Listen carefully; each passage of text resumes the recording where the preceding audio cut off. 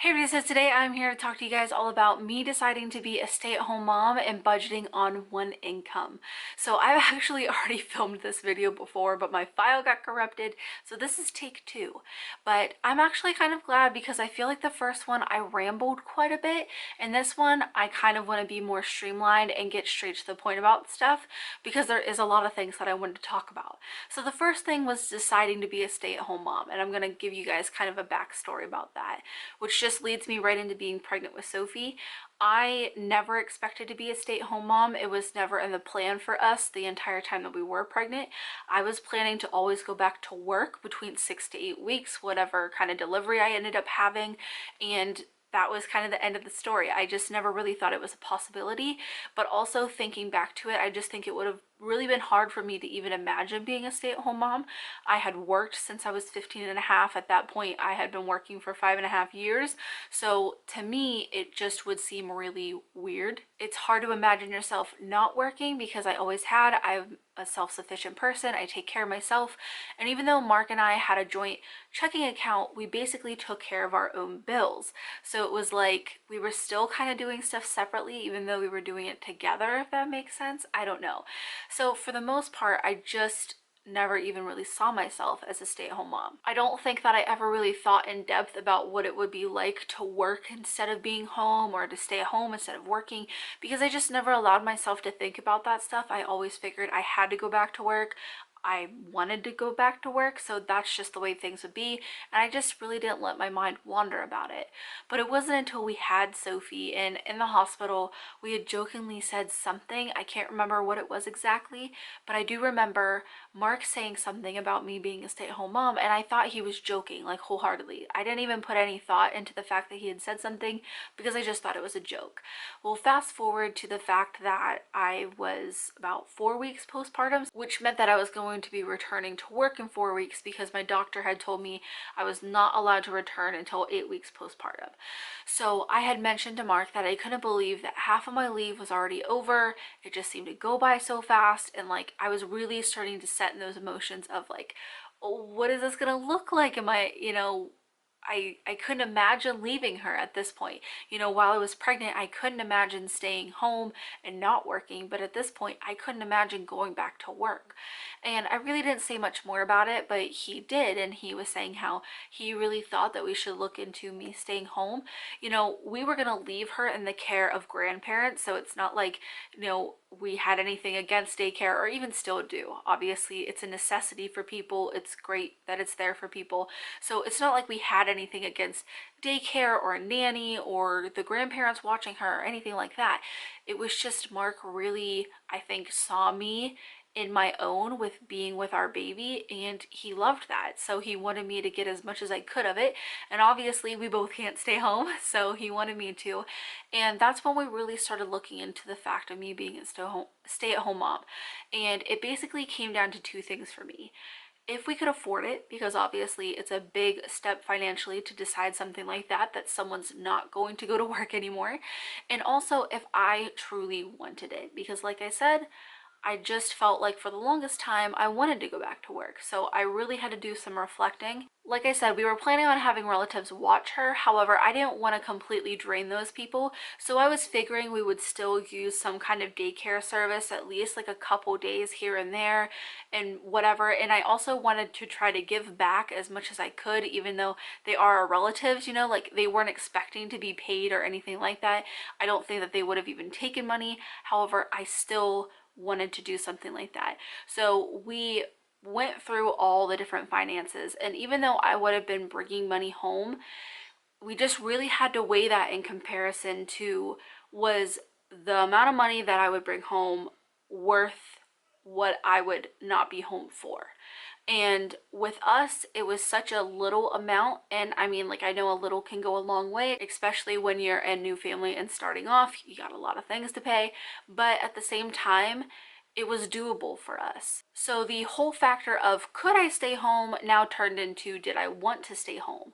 And I realized in the moment of figuring out that we would be able for me to stay home that I wanted to. It was not something that I even really thought about. It was just something that I felt and that I knew. It's just like what I wanted deep down inside of me. And I will say that as a child growing up, like thinking of having a family one day or anything like that, I never expected to ever be a stay-at-home mom. And honestly, for the longest time before I ever met Mark, I didn't plan on even having kids and stuff. So, it really came to a shock to me a little bit that I was all of a sudden in this position. It wasn't something that I had thought of, that I had dreamt of, that we had even really prepared for, but it was something that we slowly figured out that both of us wanted. And I say both of us because I feel like me being at home is just as much my decision as it is Mark's, because he is also part of this family. Not to say that I blindly do whatever my husband tells me to do. Trust me, my husband will tell you it's a very different story than that. However, I do feel like coming to an agreement on those kind of things is a huge thing, especially in any kind of relationship, partnership, parenting, and all that good stuff. Luckily, the jobs I was at, because I am a licensed managing cosmetologist, I was working at a salon at the time. I was also working at Dunkin' Donuts part-time. Luckily, both of my bosses, which happened to both be women, so I don't know if they kind of had a little bit of an intuition about it, even though I had no inkling of an idea about it. But when I left and I told them, oh, I'll be back and whatever, they were always like, you come back when you want to, whether it's in 6 months or 6 years. You're always welcome back. And to me, I thought that was weird at the time, because I was like, no, I said I'm gonna come back after my leave. But looking back, I really feel like maybe they knew something deep down inside. But that is basically everything that went into our decision, and that kind of leads me to the budgeting, because if I wasn't going to be working and I wouldn't be bringing in that extra money, the least I wanted to do was try and cut down our bills where we could, when we could, and stuff like that. So I tried to tell you guys basically everything that we've found when it comes to budgeting on one income. I also want to say that just because we're not a one income household anymore doesn't mean that we don't budget that way. I make money now off of YouTube, off of Amazon, other places. So when you guys watch my videos, you buy something through my Amazon links, it means the world to me that you're supporting my family. However, we do not count for that money. For our family personally, it's just better if we still budget as though we are a one income household, because we feel personally that, with internet jobs, especially social media based, it's just, there's a lot of uncertainty to it. So I don't want to wake up one day and not have this and feel like I've screwed myself and put myself and my family in a position that we can't afford the things that we need to afford. So for that reason, we still budget as though we only have one income, which is obviously Mark. So some of these might sound a little repetitive to stuff you've heard before, because I feel like there's a lot of people out there who want to help other people understand this and give them tips and advice and stuff. But there are little oddball things here and there that I've noticed did help us a ton. So I'm just going to start off by stuff before we had baby, things that, reflecting back, I wish that we would have either done, or I'm really grateful that we did. One of which being a diaper raffle or a diaper party. Those by far can be so helpful. I did that at my baby shower and we got so many. We did not have to buy diapers until Sophie was 11 months old. And my recommendation with that is to just register for a variety of sizes, but also don't open the boxes until you absolutely need them. That way, if baby grows into a different size, you can return them, get something different. But that was a huge help. I mean, we didn't buy diapers for 11 months. That is craziness. So I highly recommend that. And also wipes too. I think in our diaper raffle, we had something about wipes. So we had wipes for I think like 4 months. So even that is just a lot of money. It all depends on what kind of brand you're using and stuff like that. But for us personally, it was around $60 a month that we weren't spending on diapers and wipes. And that's a huge help. One thing that we didn't really do, but I wish that we would have done, was saving money before you become a stay-at-home mom. So this is really going to only apply to those people who make the decision while they're pregnant. Like I said, for us, it didn't become a thing until like literally right before I was going to go back to work. But, looking back, I wish that we would have been able to come to that idea a little bit sooner. That way I would have, picked up extra shifts. I would have worked more. I'm sure Mark would have worked more. We would have chipped in together to save as much money for like as long as we could. We did save money for his paternity leave because he took 2 weeks off, and then I saved money for my stay. But that was only 8 weeks. Looking back, I wish that we would have been able to save up even more money, just as much as we possibly could. So if you are an expecting mom and you are working and you plan on, eventually being a stay-at-home mom, I would highly encourage you to just make as much money as you possibly can and save it all. Save as much as you possibly can. And kind of tying those two things together is making sure that your registry is streamlined. It comes down to registering for what you need, not necessarily everything that you want. The reason why Mark and I didn't have to pay anything out of pocket for the stuff that Sophie needed was because we got it all off our registry. Obviously, this is going to depend on the generosity of the people that, you invite to your shower, if you even have one, everything in between. But for us personally, we knew we were going to have a shower, we knew how many people were coming, and I really tried to think specifically, would I use this? Do I need it? Do I want it? Like, what does she absolutely need for the first year of her life so that we don't have to pay out of pocket for this? And between gift cards and the generosity of the people who came to my shower, we didn't have to pay for anything for her, which was amazing. And actually, we saved quite a few of those gift cards and we used those for when we actually had to start buying diapers and wipes. So even if you have everything and you just have gift cards, you could save those and you can use those for things that you need later down the line. And trust me, I know, I go into Babies R Us and I start losing self-control every single second that I'm in there, but there's going to be people like grandparents, aunts, uncles, you name it. There's going to be people who want to spoil that baby rotten, so really try to figure out what you need versus what you want. And then past that, it really just comes down to cutting costs when and where you can. And these ended up being in a lot of small, different places for us. But one of the biggest ones, hands down, was switching from a TV provider, cable, satellite, whatever you might have, to a streaming service. It's like over $200 just to get some basic channels, not even anything special. And that's just really ridiculous. Basically, we just went and relied on Netflix. And then after we had Netflix, I realized there was some shows that I was missing that are on in real time. So we got Hulu. And Hulu is great because they do offer a lot of shows that'll show up the next day after they air. So I can watch things like Grey's Anatomy, How to Get Away with Murder, Law and Order SVU, Superstore, things like that that are on TV right now and you don't have to wait for. So that was great. And then we had kids and we wanted a little bit more. We also wanted to get into Game of Thrones and we wanted Sesame Street, and that is all on HBO. So then we got HBO Now. So now we have all three of those, but even all three of them combined, it's around $35 a month. So, I mean, that versus $200, like, what are you gonna pick?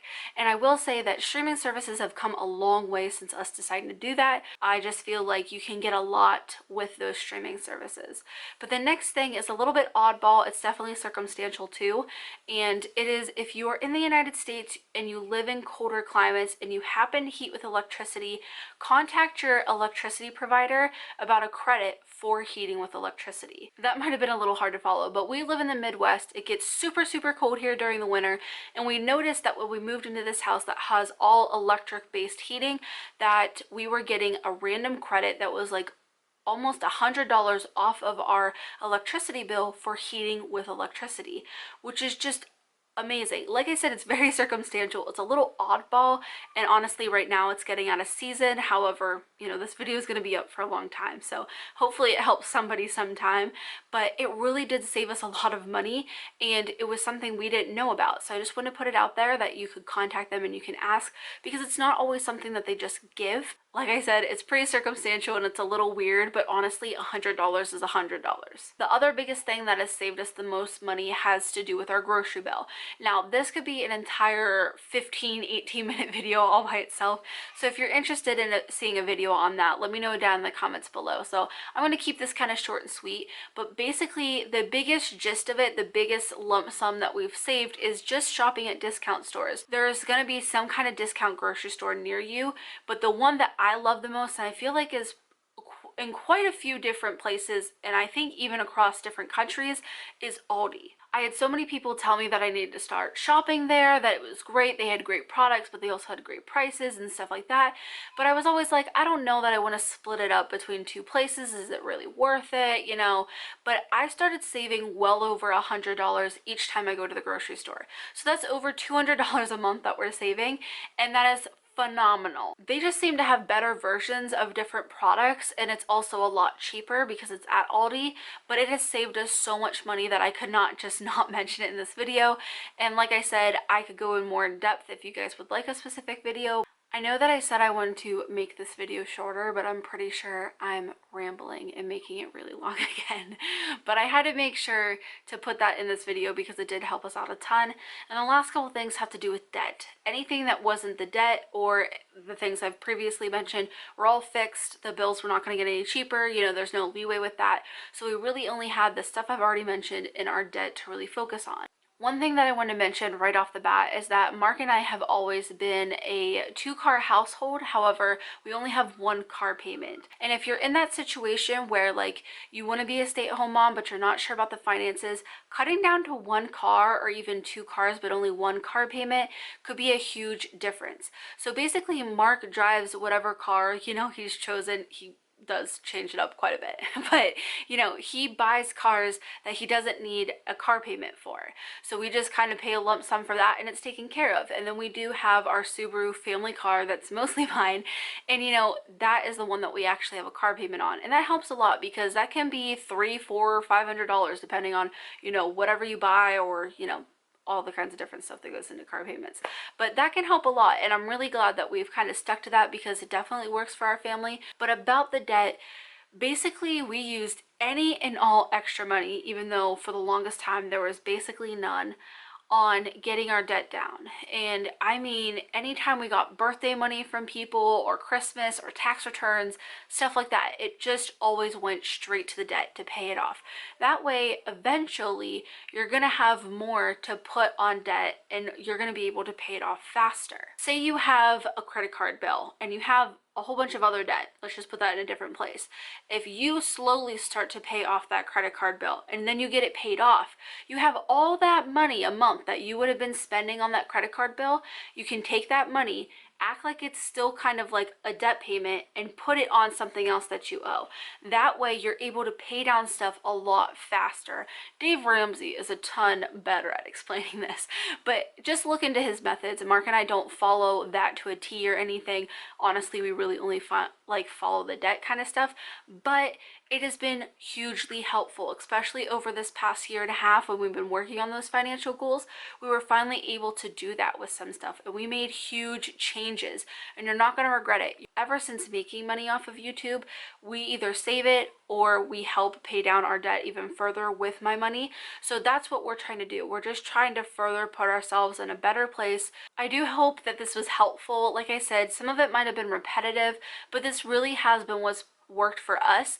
We're just an average family trying to figure out how to budget and better ourselves financially. You know, we are still very much an average family. We're not going to be like planning Disney trips anytime soon. Doing these things consistently and being diligent about them over the years really has helped us. So I did want to make a video kind of walking you guys through our story and how we budget. Well, it wasn't really how we budget, but you know, it's kind of like a general kind of thing that we do. If you have some kind of budgeting tip that I didn't mention, leave it down in the comments below. I want to read them. I'm sure other people want to read them. So let me know your secrets too. But I hope you guys enjoyed the video, and as always, thanks for watching.